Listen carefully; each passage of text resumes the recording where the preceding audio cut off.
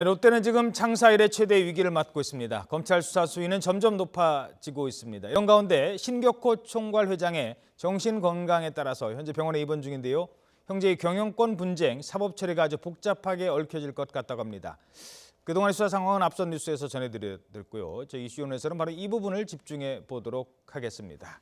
백성문 변호사 나와 계십니다. 안녕하십니까? 네, 안녕하세요. 자, 먼저 둘째 아들 신동빈 회장이 지금 이제 기자회견까지 네. 곧 귀국한다고 했는데 이달 말은 돼야 된다고 합니다. 그렇죠. 이달 말에 귀국하면 이번 사태가 좀 정리가 될까요? 아니면 더 커질까요?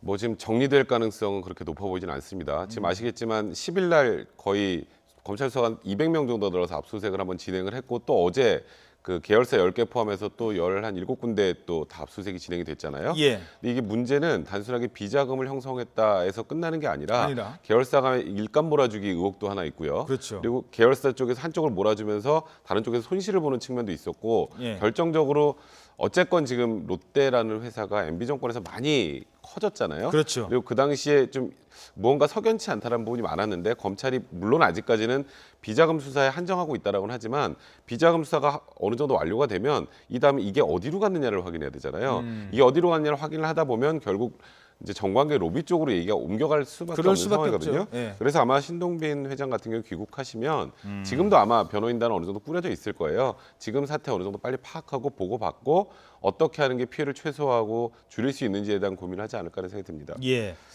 아버지 신격호 회장은 지금 병원에 이제 입원 중인데 네. 지난번에도 이제 뭐 법원에 검사 요구도 거절을 하고 들어갔습니다만 네. 이번에 이제 화도 많이 냈다고 합니다. 특히 뭐 따님이 이제 관련된 네. 거에 대해서는 딸이 관련된 문제에 대해서는 화도 많이 냈다고 하는데 자 저희들이 이제 그 그래픽을 잠시 뒤에 준비하겠습니다. 신격호 회장의 정신 건강이 더 악화될지 나빠질지 또는 좋아질지에 따라서 두 형제 간의 이번 검찰 수사와 또 경영권 승계가 아주 복잡하게 얽히게 된다고요? 그러니까 이게 경영권 분쟁하고 형사 재판하고 두 개가 아예 별개로 움직이게 됩니다. 굉장히 예. 복잡해지는데 신격호 총괄회장이 만약에 지금 정신에 문제가 있다라고 판단이 되는 경우에는 있을 경우부터 먼저 볼까요? 예, 만약에 정신적으로 문제가 있다라고 판단될 경우에는 일단 기업의 경영권은 신동빈 회장 중심으로 그냥 갈 그렇죠. 수밖에 없죠. 예. 하지만 처벌과 관련해서 예. 지금 신격호 총괄회장의 비밀금고에서도 뭐 비자금이 나오고 이러는 예. 상황이잖아요. 그럼 처벌 관련해서는 신동빈 회장이 일단은 경영권을 쥐고 있으나 아하. 일단 처벌은 혼자 다 져야 돼요. 신동빈 그렇죠. 회장이 아버지는 정신적으로 문제가 문제가 있으니까. 있으니까. 그러니까 이제 신동빈 회장 입장에서는 경영권을 승계할 수 있나 처벌을 또 혼자 감당해야 되는 문제가 생기는 거고 예. 만약에 신격호 총괄회장이 지금 괜찮다, 예. 뭐 정신적으로 별 문제가 없다라고 하면 문제 없을 경우에 네, 신동주 부회장이 지금 신동빈 회장과 이제 경영권 분쟁 싸움에서 그래도 해볼 만한 싸움으로 바뀌는 수가 있어요. 왜냐하면 지금 다 아버지의 위임을 받았다라고 했는데 이 위임이 정신적으로 괜찮은 상황에서 위임을 받은 거냐 아니냐에 대한 논란이 있잖아요. 소송도 예. 그렇고.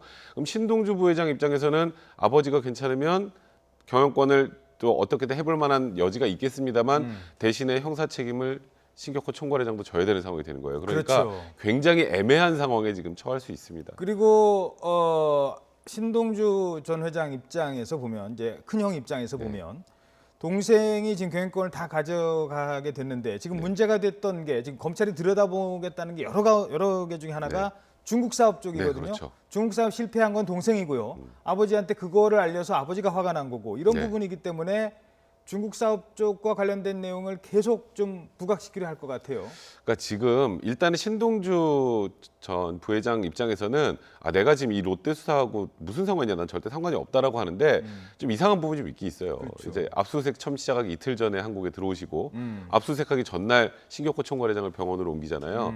그러니까 이제 그걸 일각에서 바라보는 건 다음 날 압수수색이 진행이 되는데 신격호 총괄회장이 있는 상황에서 압수수색을 들어오면은 정신적 충격을 많이 받을 가능성이 있으니까 전날 병원에 간 게 아니냐. 물론 의혹이니까. 네, 다 의혹입니다. 그냥 사실로. 그리고 또 말씀하셨던 것처럼 지금 중국 사업 실패와 관련해서 이제 그건 이제 업무상 배임 쪽일 텐데 그게 자꾸 부각이 되는 것도 결국 신동주 부회장이 이 수사에 좀 어느 정도 관여를 하고 있는 게 아니냐라는 의혹을 받을 수밖에 없어요. 이제 그런 부분이 부각이 된다면 어찌 보면 본인의 나중에 또 경영권 분쟁에서도 우위에 설 수 있는 지위에 갈 수 있기 때문에 사실 이번 검찰 수사는 또 이 형제난과 또 맞물려 있다는 생각이 그렇죠. 들어서 참 굉장히 좀 복잡한 상황이라는 생각이 드네요. 예, 복잡해지는 것 같습니다. 물론 검찰 상황을 더 지켜봐야 얘기할 수 있을 것 같습니다.